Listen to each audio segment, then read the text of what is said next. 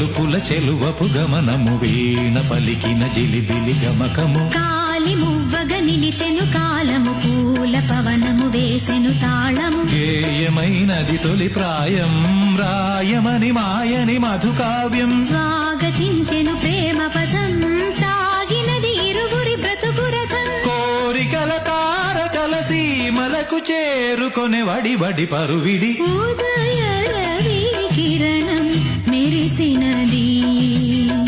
ఊహల జగతిని లలిత ప్రియ కమలం విరిసినది కన్నుల కొలని లలిత ప్రియ కమలం విరిసినది